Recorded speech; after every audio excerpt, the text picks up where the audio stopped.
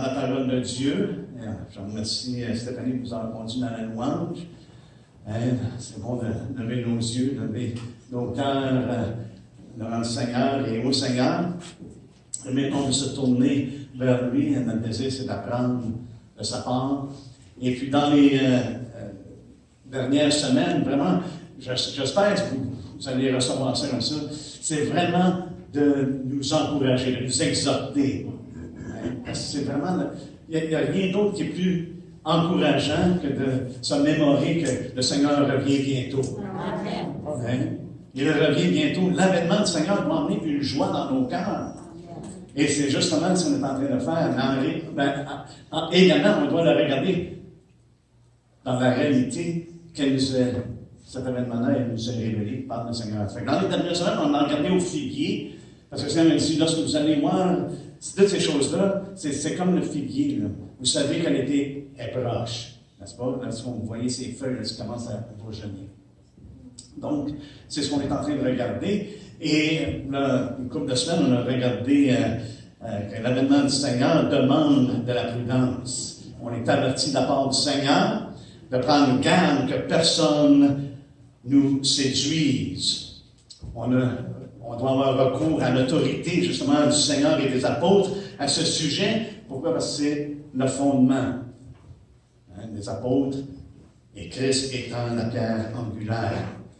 Donc, on a regardé à 4 passages qui parlent justement de l'avènement du Seigneur, des passages qui sont explicites concernant l'avènement du Seigneur. Et pour ma part, je vois que ces mêmes passages-là, non seulement qui nous décrit qu'est-ce qui va se passer, et qu'est-ce qu'on peut s'attendre concernant l'avènement du Seigneur, mais également, ça nous donne un bon indice du temps et des moments.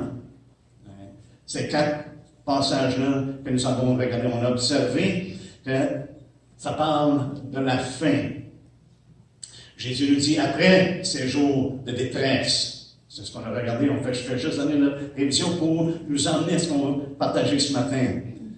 À la dernière trompette, Paul nous dit, c'est en fait à la dernière trompette que les morts vont ressusciter et puis que nous allons être transformés. Paul nous dit également dans 2 Thessaloniciens 2:8, c'est à la fin du règne de l'Antéchrist. Wow! Parce qu'il dit, il parle au début concernant l'avènement et notre réunion avec lui, et il termine que l'ennemi, l'Antéchrist, va être anéanti par l'éclat de son avènement. Il n'a pas changé de sujet, il parle exactement de la même chose. Donc, ça nous donne des bons indices, vraiment, pour nous donner un temps, des moments dans lesquels ces choses-là vont arriver. Et Paul, dans 1 Thessaloniciens 4, c'est souvent le plus mentionné, justement, c'est à la résurrection. C'est ce qui nous fait peur. À la résurrection. Et je peux vous partager sur une autorité qui est valable, bien basée, que la résurrection va arriver au dernier jour. Jésus le dit à maintes reprises dans Jean, « Je le ressusciterai au dernier jour. » Je ne pense pas que ça peut être beaucoup plus clair que ça. C'est soit qu'on reçoive ce qui est dit ou on le rejette. Il n'y a pas d'autre alternative. Et même Martha l'a saisi lorsque Jésus a parlé de la résurrection, que son frère allait ressusciter. Elle dit, je sais que mon frère va ressusciter à la résurrection au dernier jour. Fait que Martha a compris ce que Jésus avait dit dans les chapitres auparavant. C'était au dernier jour. Comment ça va se passer? On n'est pas nécessairement... on ne comprend pas exactement tout ce qui va se passer et comment ça va se passer, mais on a au moins une bonne indication des moments, des temps, selon les Écritures. Tournons avec moi dans 1 Thessaloniciens 3. Et ce matin, on va parler d'un sujet qui, au premier abord, ne paraît pas être nécessairement des plus encourageants. Mais c'est une réalité et je crois que c'est un encouragement. C'est un encouragement afin qu'on soit prêt. Qu'on soit prêt dans notre cœur, qu'on soit prêt dans nos pensées, qu'on soit prêt de jour en jour de vivre pour le Seigneur. Et c'est ce qu'on va voir dans les Écritures. Et ce matin, je vous demande votre patience, parce qu'on va passer à travers beaucoup d'Écritures. Peut-être qu'on ne tournera pas à toutes les Écritures, mais j'aimerais qu'on tourne dans plusieurs Écritures, simplement pour pour ceux qui sont nouveaux, mais également pour ceux que, malheureusement, il y a une négligence au niveau de lire la parole de Dieu et de vraiment plonger les regards dans la parole de Dieu pour savoir est-ce que c'est vraiment, ces choses-là sont vraiment écrites ou bien non, c'est la pensée d'un homme. Amen. Amen. Donc, on veut regarder ces choses ensemble. Mais, juste pour vous mentionner, ce matin, on va parler que nous sommes destinés à la vie éternelle. Alléluia. Mais nous sommes aussi destinés à la tribulation. Et c'est ce qu'on va parler ce matin. Nous sommes destinés à la tribulation. Dans 1 Thessaloniciens, ça nous dit, au verset 1, c'est pourquoi impatients que nous étions et nous décidant à rester seuls à Athènes, nous envoyons Timothée, notre frère, ministre de Dieu dans l'évangile de Christ, pour vous affermir et vous exhorter au sujet de votre foi, afin que personne ne soit ébranlé au milieu des afflictions ou des tribulations présentes. Car vous savez vous-même que nous sommes destinés à cela. Quoi? Les tribulations. Nous sommes destinés aux tribulations. Et que lorsque nous étions auprès de vous, nous vous annoncions d'avance que nous serions exposés à des tribulations comme cela est arrivé et comme vous le savez. Mais le Seigneur fait la même chose également. Paul le fait aux Thessaloniciens. Il les a informés, il les a avertis que nous étions destinés à ces choses-là. Et ces choses-là, c'est arrivé. Ils ont été exposés à des tribulations. Et Jésus nous fait part que nous allons être exposés à des tribulations. Je crois que l'Apocalypse nous met en garde, nous faisant part que nous serons exposés à des tribulations, et même à une grande tribulation, comme le Seigneur lui-même nous fait part. Qu'il va y avoir une grande tribulation. Je ne crois pas qu'on soit épargné de ces choses-là. Malgré qu'on doit réaliser qu'il y a une grande divergence, n'est-ce pas? Je ne suis pas ignorant de la divergence de pensée et de position en relation à l'avènement du Seigneur. Pour ceux qui sont plus familiers, on sait, on parle de pré-tribulation, on parle de mid-tribulation, on parle de pré-colère, on parle de post-tribulation. Ce matin, j'aimerais qu'on s'arrête simplement à regarder ce que les Écritures nous disent. Maintenant, mon désir, c'est de sonner l'alerte à la prudence. Je vais être bien honnête avec vous, je suis méfiant de tout raisonnement qui s'oppose au témoignage des Écritures. Tout raisonnement qui s'élève contre la connaissance de Dieu, Paul dit qu'il les renverse. Il renverse, il ne prend pas ça à la légère. On renverse justement les raisonnements qui s'élèvent contre la connaissance de Dieu. Et la hauteur, il veut les emmener à l'obéissance de Christ. Juste pour vous rappeler que le livre d'Apocalypse a été écrit par Jean, il a reçu cette révélation-là. Et Jésus lui dit, écris donc ce que tu as vu, ce qui est et ce qui est à venir par la suite. Mais qu'est-ce que Jean a écrit? C'est pas venu de son imagination.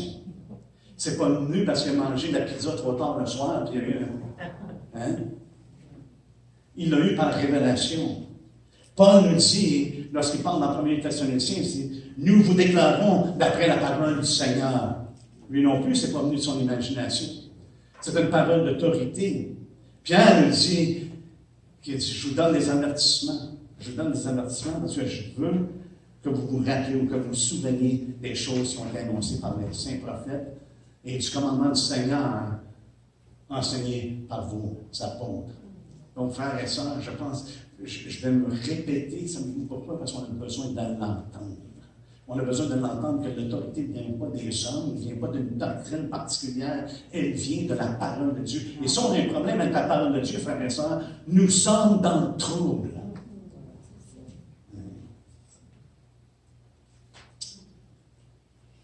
Il y a différentes options qui sont offertes de nos jours, plus ou moins populaires. La mid-trib, c'est l'Église, va être enlevée à la venue de l'impie, au milieu des tribulations. La raison pour laquelle, je crois, c'est problématique, parce que ça vient contredire ce que l'Apocalypse nous dit au chapitre 13, que l'Antéchrist va avoir son temps, il va avoir une autorité qui lui est donnée pendant 42 mois. Et comme j'ai mentionné dans 2 Thessaloniciens 2:8, ça nous dit, c'est par l'éclat de sa venue qu'il va être anéanti, qu'il va être écrasé. Donc, ça ne peut pas être vraiment au milieu ou au début de son règne, de son autorité. Ça peut être à la fin. La précolère, c'est l'Église est enlevée avant les 7 coupes. Donc, comme on a regardé la semaine passée, c'est avant que Babylone soit jugée. Si vous voulez bien, on va aller dans Apocalypse, au chapitre 16. Je veux juste vous faire remarquer une chose. On aurait dit qu'il faudrait que l'Église soit enlevée avant que les 7 coupes soient déversées. Et on voit au chapitre 17, je vais juste lire le verset 18 du chapitre 16, que je vous ai fait tourner là. Il y eut des éclairs, des voix, des coups de tonnerre et un grand tremblement de terre, tel qu'il n'y en avait jamais eu depuis que l'homme est sur la terre. Et la grande ville fut divisée. Et il parle de Babylone, justement, pour lui donner la coupe du vin de son ardente colère. La dernière coupe. Et par la suite, ça nous dit que Dieu se rappelle de Babylone. Et ça dit, toutes les îles s'enfuirent et les montagnes ne furent pas retrouvées. Et une grosse grêle, on a regardé ça au chapitre 17, ça nous dit, puis un des 7 anges qui tenait les 7 coupes vint, et il m'adressa la parole en me disant, viens, je te montrerai le jugement de la grande prostituée qui est assise sur les grandes eaux. C'est avec elle que les rois de la terre se sont livrés à la débauche, et c'est du vin de sa débauche que les habitants de la terre se sont enivrés. C'est quelque chose qui touche tout le monde.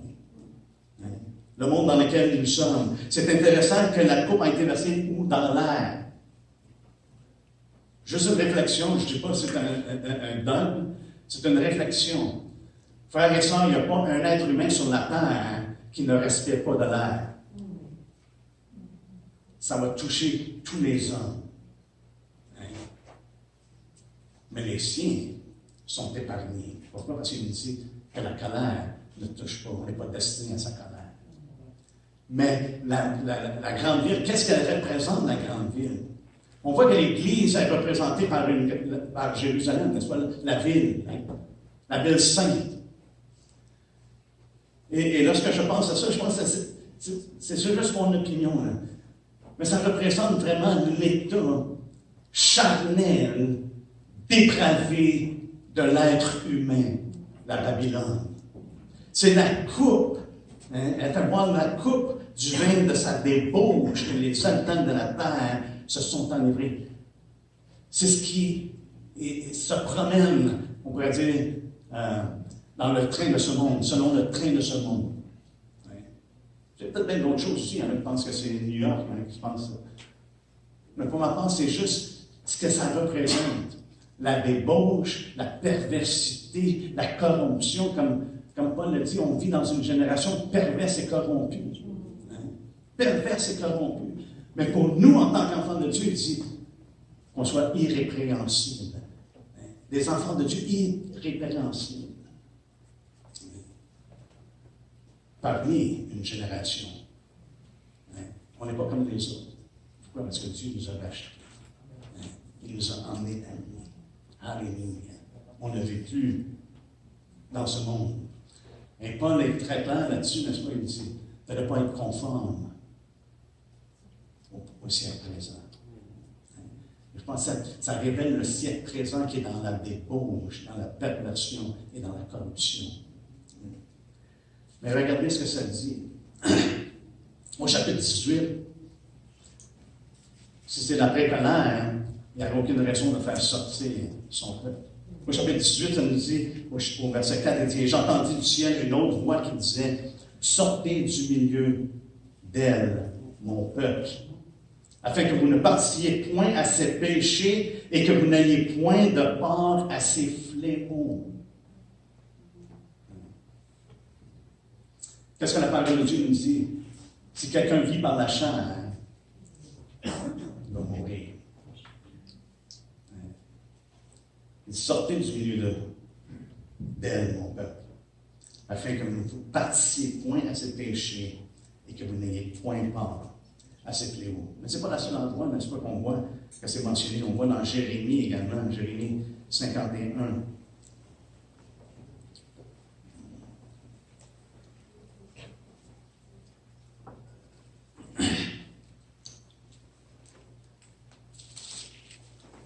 Jérémie 51, ça nous dit « Fuyez de Babylone et que chacun sauve sa vie » au verset 6.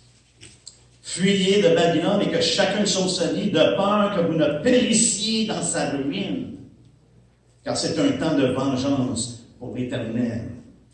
Il va lui rendre selon ses œuvres. » Donc le Seigneur nous invite de sortir. Il invite son peuple, sortez du milieu d'elle. Au verset 45. Ça nous dit, sortez du milieu d'elle, mon peuple, et que chacun sauve sa vie en échappant à la colère ardente de l'Éternel. Il y a une responsabilité. Le Seigneur appelle son Église de sortir. Je crois que les tribulations, justement, ont un but vraiment spécifique. Ça va purifier son Église. Il y a bien des gens, frères et sœurs, qui ont une confession, mais qui n'ont pas de relation. Ils n'ont pas de relation avec Dieu. Ils ont simplement quelque chose qui retiennent dans leur esprit, dans leur pensée, mais ce n'a jamais été une réalité dans leur cœur. Ce n'est pas une relation qu'ils ont avec Dieu. Vous voyez, parce qu'une personne qui est en relation avec Dieu ne veut pas avoir rien à voir avec le monde dans lequel on vit. Il ne veut pas suivre les voies de ce monde. Mais veut suivre le Seigneur. Je crois que c'est pour ça, pour ma part, justement, que l'après-colère, pour ma part, il y a un manque à ce niveau-là. Parce que le jugement va se faire de Babylone, auquel il appelle de sortir son peuple. Et je sais qu'il y en a qui croient, ben c'est les 5 tribulations de la tribulation. On va regarder ça ensemble.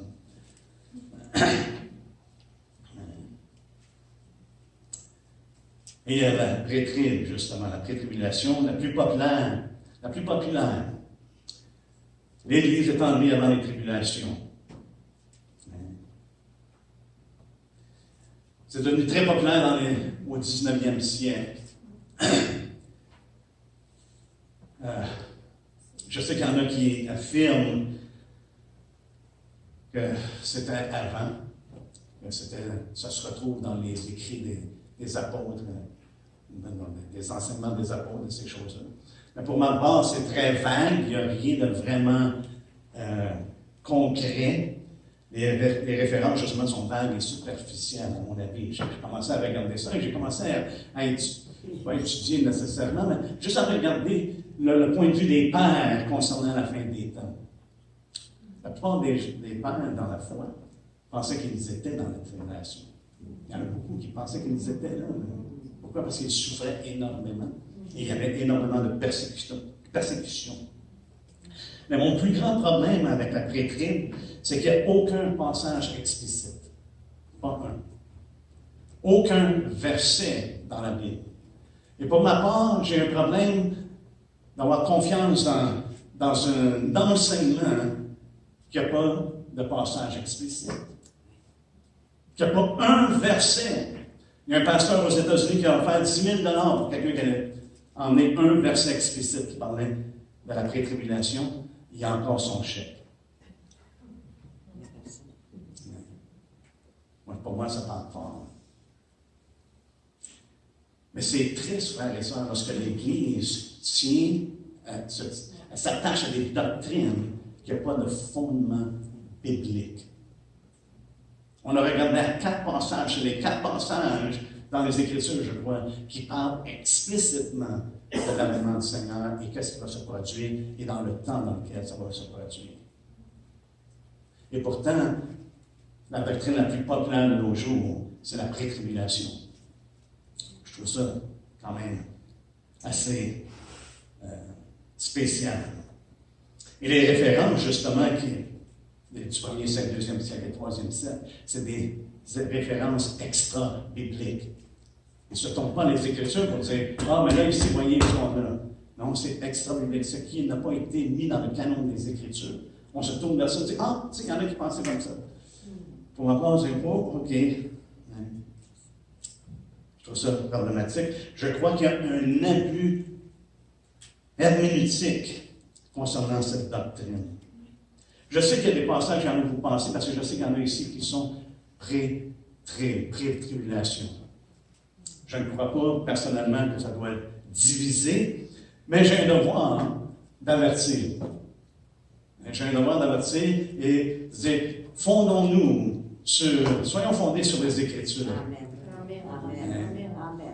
Dans Apocalypse 3.10, si on peut tourner là, c'est probablement un des passages les plus utilisés pour essayer de prouver que ça va arriver avant.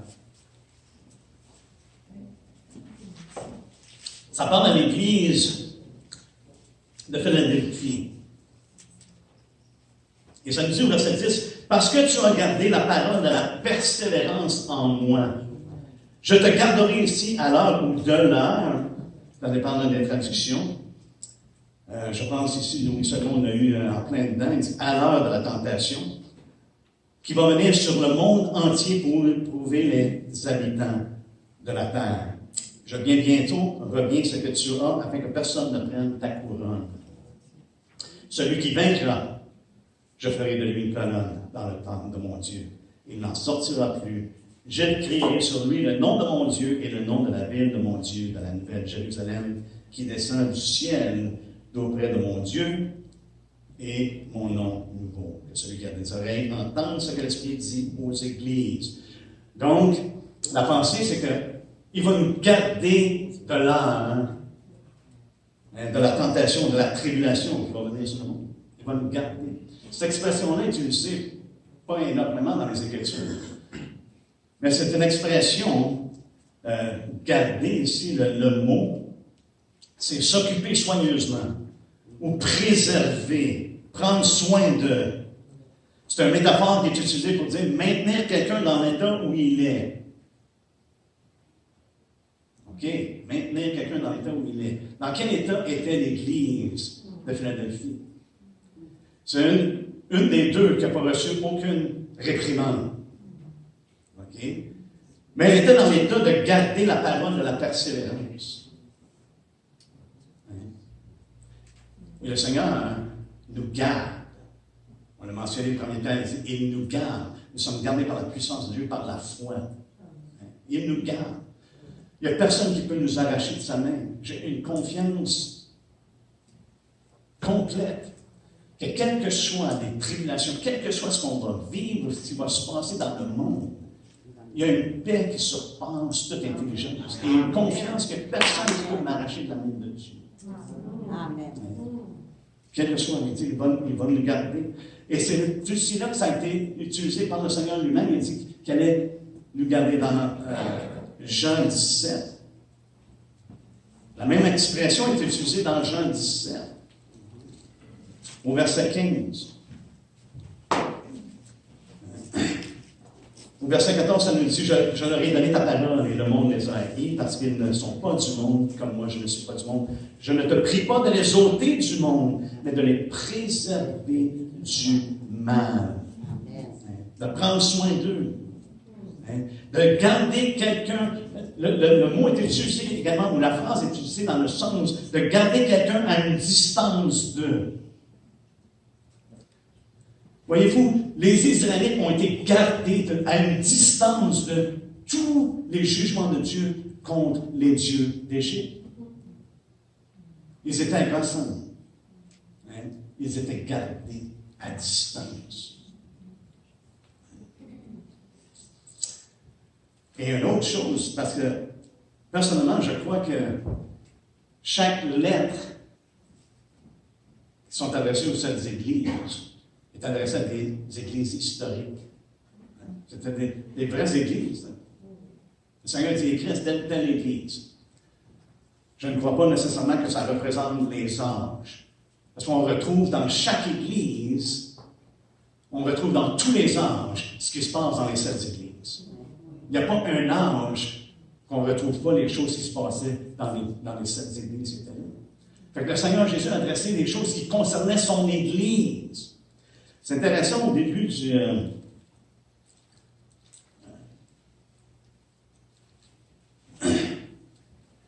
Jean, lorsqu'il écrit au chapitre 1, verset 4, il dit Jean aux 7 églises qui sont en Asie. Ce qu'il écrit s'adresse aux 7 églises. Ce qu'on voit dans les 7 églises, c'est des choses qui sont arrivées, c'est des choses qui se passaient réellement. Éphèse a perdu son chandelier. Parce qu'il dit, si tu ne te repens pas, tu as perdu ta première amour, et il a retiré le chandelier éventuellement. Et ici, dans Apocalypse 3, ça dit, je vais te garder, tu as gardé la parole de la persévérance. Moi, je vais te garder. La promesse que je te fais, je vais te garder. Et parce que je crois que c'est adressé à cette Église-là, il me semble que dans l'histoire, il y avait eu un témoignage ou des faits historiques qui avaient démontré qu'il y a eu un enlèvement à ce temps-là de l'Église de Philadelphie. C'est adressé à eux. Si vraiment ça a rapport à l'enlèvement, tu aurais pensé, oh, man, il y a un fait historique, il y a quelque chose qui est arrivé dans le monde, on ne sait pas c'est quoi. En Asie, il y a une Église comme, whoop! Les gens n'étaient plus là. Ce n'était pas l'intention de Jean ou de Jésus de dire « Ah, mais moi, je vais vous enlever de ce monde. » Même Jésus a prié, je ne te prie pas de les ôter, je te prie de les préserver, je te prie de les garder. Et ça, c'est la promesse que nous avons de la part du Seigneur. Et c'est une promesse, frères et sœurs, avec assurance. Ce n'est pas pour nous troubler, c'est pour nous encourager, c'est pour nous exhorter. Alléluia! Il n'y a rien qui peut m'arriver. Parce que Dieu ne permettrait pas que je sois tenté au-delà de mes forces. Alléluia. Il va toujours pour moi avoir une porte de sortie. Il y en a pourvu une pour Noé. Une porte de sortie, bâtiment. Ça va là. Il y en a pourvu une pour Lot. Sort de la ville. Et non seulement qu'il a dit de sortir de la ville, l'ange le prie. Il dit, il faut que tu sortes. Voyez-vous, Dieu nous garde et nous préserve. Et je pense que ça va être la même chose dans la fin des temps. Une autre chose que je crois qui est un abus herméneutique, c'est que les gens souvent vont dire, oh, dans Apocalypse 4, 1 et 2, si on est tourné avec moi, ça dit, après cela, je regardais, voici, une porte était ouverte dans le ciel, la première voix que j'avais entendue, comme le son d'une trompette, et qui me parlait, dit, monte ici, et je te ferai voir ce qui doit arriver par la suite. Aussitôt, je fus ravi en esprit. Et les gens vont dire, voyez-vous, l'Église est montée. Jean devient l'Église. Et ça, je trouve ça problématique. Parce qu'il n'y a rien dans le contexte qui parle à propos de l'Église. C'est Jean a eu une vision. Et Dieu lui a dit, OK, à travers l'ange ou la trompette, il dit, monte, je vais te montrer des choses à venir. Tout simplement. Il n'y a rien, absolument rien dans le contexte qui suggère, qui parle de l'Église qui monte. Zip! Et pourtant, c'est accepté, comme c'est écrit, là, noir sur blanc, et wow! On parle avec autorité. Pour moi, c'est un abus herméneutique. Spécialement lorsque ça dit, du chapitre 4 à 19, il n'y a aucune mention de l'Église, du mot Église. Aucune mention. Ça, je trouve ça extrêmement problématique et troublant. Parce que si on utilise la même méthode d'interpréter les Écritures, parce que le mot Église n'est pas écrit entre chapitre 4 et 19, on a un problème majeur. J'ai fait une petite recherche que j'aimerais partager avec vous.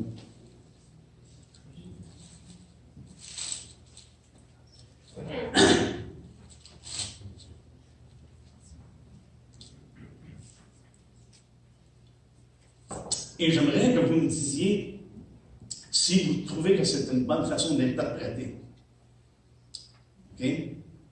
Cette bonne herméneutique. Si je suis cette logique, il faut rejeter Romains 1 à 15. Parce que le mot Église ne se trouve pas dans ces chapitres-là. Il faut également rejeter Galates 2 à 6. Il faut rejeter 2 Timothée, Tite, parce que le mot Église ne se trouve pas là. Il faut rejeter Hébreu au complet, parce que le mot Église ne se trouve pas là. 2 Pierre, 1er Jean, 2 Jean, Jude, parce que le mot Église ne se trouve pas là. Je suis certain que vous diriez, il est capoté, perdu la tête. Parce que ce n'est pas la façon qu'on interprète les choses. Ce n'est pas la façon herméneutique de regarder aux Écritures. Et ce que je trouve encore plus troublant, c'est que au chapitre 19, parce que ça dit de 4 à 19, et là ça dit, on voit l'Église, l'épouse. Hein? Voyez-vous ça? L'épouse. Et là on sait, c'est par rapport à l'Église. C'est intéressant qu'au chapitre 19, c'est correct que le mot Église ne se trouve pas. Mais parce que la représentation d'Église est présente par la mention de l'Église, de l'épouse. Mais ce n'est pas correct de dire que ceux qui avaient la foi en Jésus-Christ, le témoignage de Jésus, à travers chapitre 4 jusqu'au chapitre 19, mais non, ça c'est pas l'Église. C'est les saints de la tribulation. Oh. C'est correct d'utiliser un terme qui fait référence à l'Église, mais qu'on utilise le terme saint, ceux qui ont le témoignage de Jésus, mais là, ça, c'est pas correct, ça, c'est pas l'Église. On regardera ça plus tard.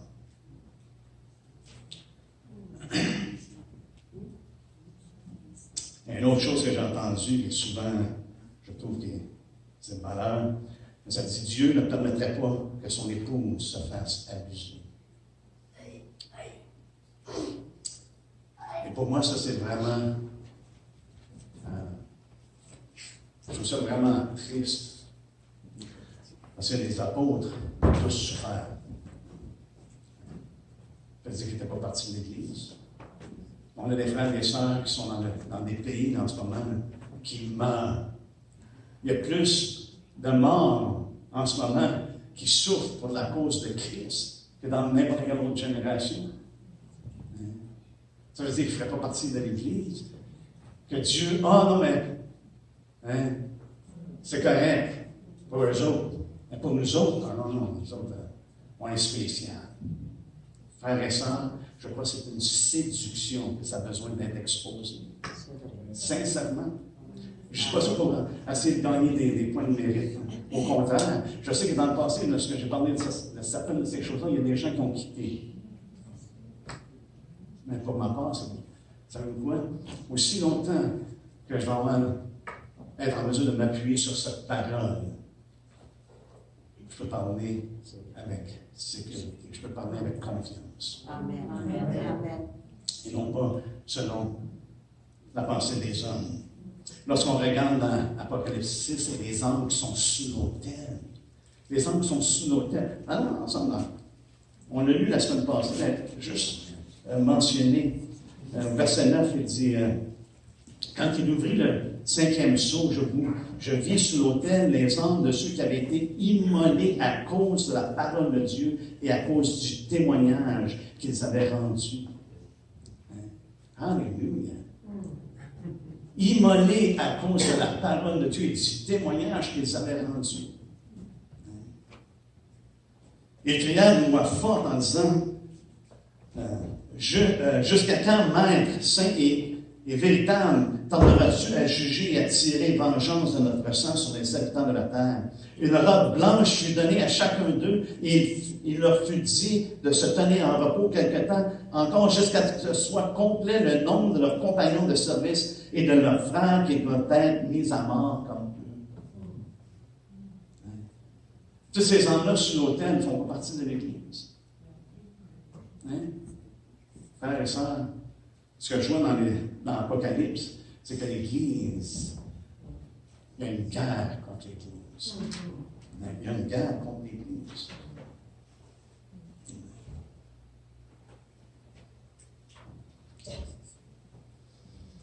Je pense que souvent, le problème, c'est qu'on ne fait pas de la distinction entre les tribulations et la colère de Dieu. Sans équivoque, l'Église n'est pas destinée. Le peuple de Dieu n'est pas destiné à la colère de Dieu. Mais il n'y a pas de promesses faites qui seront enlevées avant ce plan qui va se déverser sur les habitants de la terre. Et je pense que peut-être que la raison pour laquelle on est tellement gâtés dans notre génération, dans l'atmosphère occidentale, et qu'on ne peut pas s'imaginer que Dieu permettrait que l'Église passe à travers des temps si difficiles. On ne peut pas s'imaginer. Et je peux comprendre. Mais ça a été à travers toutes les générations. La seule différence entre ce qui va arriver dans le temps des tribulations, c'est que ça va être global. Ça ne sera pas juste en Iran, ça ne sera pas simplement en Corée du Nord, pas simplement en Chine, pas simplement dans certains pays d'Afrique. Mais ça va être global. Une condition qui est globale. Et Jésus nous en fait part et il met en garde. Mais nous, dans notre génération, frères et sœurs, on a une tendance de croire qu'on doit être exempté de souffrance, au moins de grandes souffrances, de grandes persécutions. Là, ça, le Seigneur ne veut pas ça pour nous. Et c'est là que j'ai dit, on a besoin de patience ce matin. Je crois que c'est un raisonnement qui oppose le témoignage des Écritures. On est appelé à suivre sur les traces de Jésus. Pierre nous dit que même à notre ouvrage, si on n'a pas un boss qui est difficile, qu'on a vraiment du trouble avec cette personne-là, cette boss-là, ça nous dit de marcher sur les traces de Jésus parce que lui-même a souffert. Même Pierre, il dit, c'est à cela que vous avez été appelés. Si vous souffrez pour la cause de Christ, c'est à cela que vous avez été appelés parce que Christ aussi a souffert pour vous, vous laissant un exemple afin que vous suiviez ses traces. 1 Pierre 2, 21. Dans Jean, Jésus nous dit que le serviteur n'est pas plus grand que son maître. S'ils m'ont persécuté, ils vous persécuteront aussi. Et il met en garde concernant ces choses-là. Dans Jean 15, 20. Dans l'Apocalypse 3, on a vu que Jésus les recommande. Pourquoi? Parce qu'ils ont gardé la parole de la persévérance. Il ne leur a pas donné une promesse d'exemption, mais il les a recommandés parce qu'ils enduraient. Et si on considère vraiment la croix, frères et sœurs, la croix, qu'est-ce que la croix dépeint? Paul dit, j'ai prêché Christ, crucifié. Je vous ai dépeint Christ crucifié. La croix, je crois, dépeint le sentier de la souffrance. Il y a des gens qui refusaient de s'associer avec la croix. Pourquoi? Parce qu'ils ne voulaient pas être persécutés. La croix est le sentier. Dépeint le sentier de la souffrance. Lorsque Jésus nous invite à renoncer à nous-mêmes et à prendre notre croix, ce n'était pas pour aller s'amuser. Il nous invitait à le suivre. Comme j'ai mentionné au début, je crois que c'est un concept qui est contraire au témoignage constant des Écritures. Dans l'Apocalypse, Acte 14.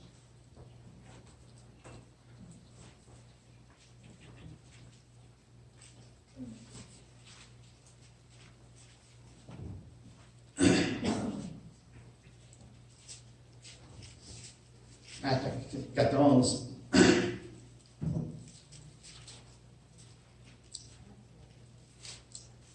Pour le temps, on va simplement lire verset 21, ça nous dit, quand ils eurent évangélisé cette ville et fait un certain nombre de disciples, ils retournèrent à Lystre, à Icône et à Antioche, fortifiant l'esprit des disciples, les exhortant à persévérer dans la foi.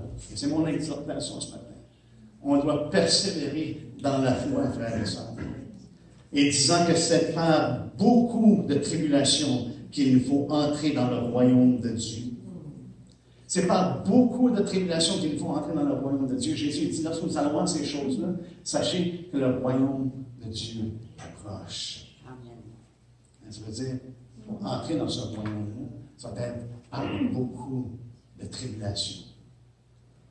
Beaucoup de tribulations. Pour ça, Jésus nous a dit, qu'après toutes ces choses-là qui vont arriver, il y a des guerres, des rumeurs de guerre. Il dit, alors, on vous livrera au tourment.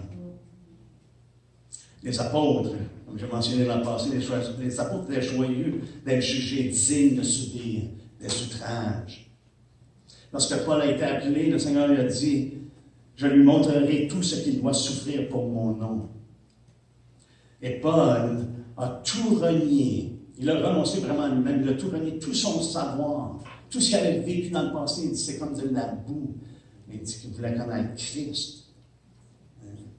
Il voulait connaître Christ et la puissance de sa résurrection et la communion de ses souffrances. La communion de ses souffrances. Voyez-vous, lorsqu'on suit Jésus, on va être dans la communion de ses souffrances.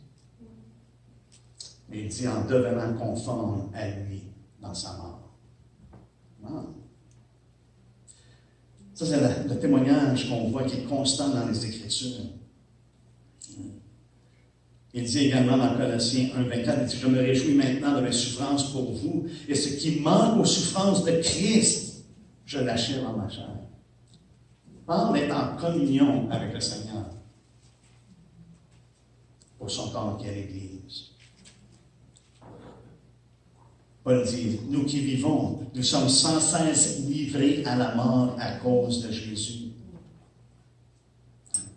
Wow. Ça sonne comme Jésus a dit, vous serez livrés au tourment à cause de mon nom. Parce que souvent, on a tendance à penser que, oh, mais ça, c'est Paul. Paul,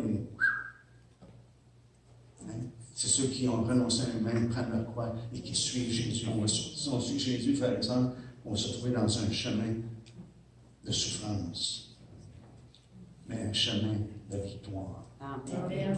Alléluia. Regardez ce que Paul, dans les choses que Paul se tenait, il dit, je me plais dans les faiblesses, l'outrage et les persécutions. J'ai dit, Seigneur, moi j'ai du chemin à faire. Et c'est seulement en prenant ta main, de me plaire dans les persécutions. Man, I'm a wimp. Je ne recherche pas les persécutions. Je ne recherche pas les souffrances. Mais si je suis Jésus, ils vont être sur le sentier.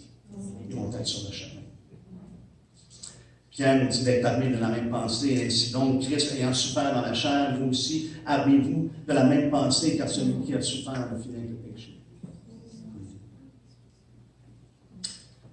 Dans Philippiens 1,29, ça nous dit, car il vous a été fait la grâce par rapport à Christ, non seulement de croire en lui, mais encore de souffrir pour lui. Imaginez-vous, c'est une faveur de souffrir pour Christ. Il vous a été fait la grâce.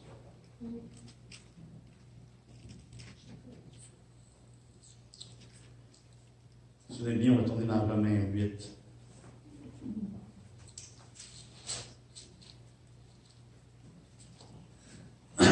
Au verset 17, ça nous dit, « Or, si nous sommes enfants, nous sommes aussi héritiers de Dieu et co-héritiers de Christ, si, toutefois, nous souffrons avec lui, afin d'être glorifiés avec lui. » Wow! Conditionnel. Si toutefois nous souffrons avec lui. Autrement dit, si toutefois nous avons renoncé à nous-mêmes, nous avons pris notre croix et nous le suivons, alors, non, vous serez glorifiés aussi.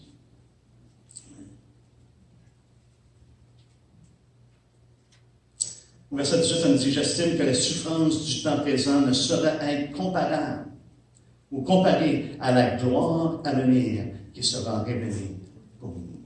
Et c'est là qu'il faut lever les yeux, frères et sœurs. Parce qu'il y a une gloire qui va être révélée. Et c'est ce qu'on a vu la semaine passée. quand Christ, votre vie, paraîtra, vous paraîtrez aussi avec lui dans la gloire. Ça se tient.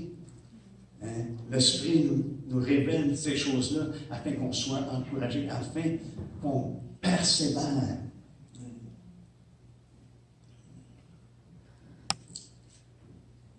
Justement, dans 2 Thessaloniciens 1, les versets 4 et 5, ça nous dit « Aussi nous glorifions-nous de vous dans les églises de Dieu, à cause de votre persévérance et de votre foi au milieu de toutes vos persécutions et des tribulations que vous allez à supporter.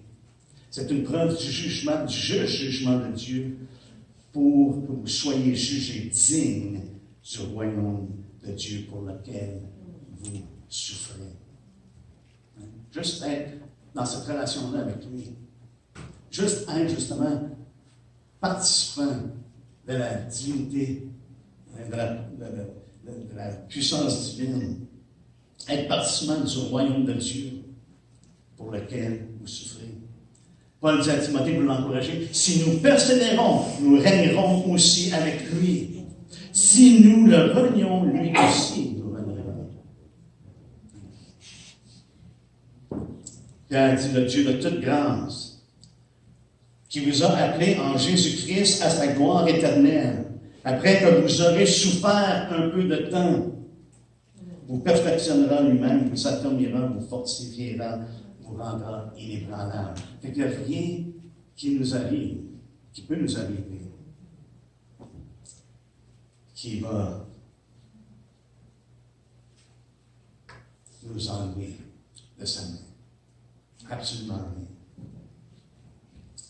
Dans Jean, regardez votre doigt dans Romains 8, on était là tantôt, je vais juste finir avec Romains 8. Dans Jean, au 5e chapitre, il vient juste de finir de parler les exhorter à être patients concernant l'avènement du Seigneur. Au verset 9, il nous dit, ne vous plaignez pas les uns des autres, frères, afin que vous ne soyez pas jugés. Voici, le juge est à la porte. Là, il parle vraiment que c'est près, c'est proche. Le juge est à la porte. Au verset 10, il dit, prenez mes frères pour modèle de souffrance et de patience des prophètes qui ont parlé au nom du Seigneur. Voici, nous disons, bienheureux ceux qui ont souffert patiemment. Vous avez entendu parler de la patience de Job et vous avez vu la fin que le Seigneur lui accorda, car le Seigneur est plein de miséricorde et de compassion. Hein? Un modèle de souffrance. Wow! Vous regardez ces gens-là, mais voyez également ce qui est arrivé par la suite, la fin que Dieu a réservée. Et nous, on connaît la fin que Dieu nous réserve. Alléluia! Hein? C'est une gloire qui n'est même pas entrée dans le cœur de l'homme. Alléluia! Donc, je crois qu'il est important qu'on prenne pour modèle de souffrance ceux qui ont marché en avant nous. Amen. Alléluia! Et lorsqu'on regarde dans Hébreux 11, les modèles qui nous sont donnés, il y a toutes sortes de choses qui se passent à partir du verset 35, par contre. C'est là qu'on voit que les choses n'étaient pas aussi. Tu sais, c'est merveilleux de dire qu'à travers leur souffrance, Dieu a formé la gueule des lions. Alléluia! Hein? Ou que donc, il y avait un quatrième homme dans la fournaise et qu'ils sont sortis de là, ils ne sentaient même pas le feu. Alléluia! Ça, c'est glorieux. Et on se réjouit de ces choses-là. Mais à partir du verset 35, c'est un autre paire de manches. Ça nous dit des femmes recouvrèrent leur mort par la résurrection. D'autres furent livrés au tourment. Jésus dit, on allait être livrés au tourment. Et n'acceptèrent point de délivrance afin d'obtenir une meilleure résurrection. D'autres subirent les moqueries et le fouet, les chaînes et la prison. Ils furent lapidés, sciés en deux, torturés et moururent tués par l'épée. Ils allèrent ça et là vêtus de peaux de brebis et de peaux de chèvre, dénués de tout, persécutés, maltraités, eux dont le monde n'était pas digne, errant dans les déserts et les montagnes, dans les cavernes et les antres de la terre. Tout ça parce que la foi est en Dieu. la foi tendue. Vu que le temps avance, on va aller dans Romains 8 en terminant. Et voici, c'est vraiment l'exhortation que je vais emmener. Alléluia.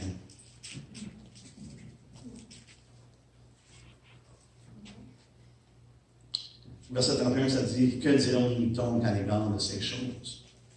Si Dieu est pour nous, qui sera contre nous? Amen. Donc, on sait qu'il y a des ennemis contre nous.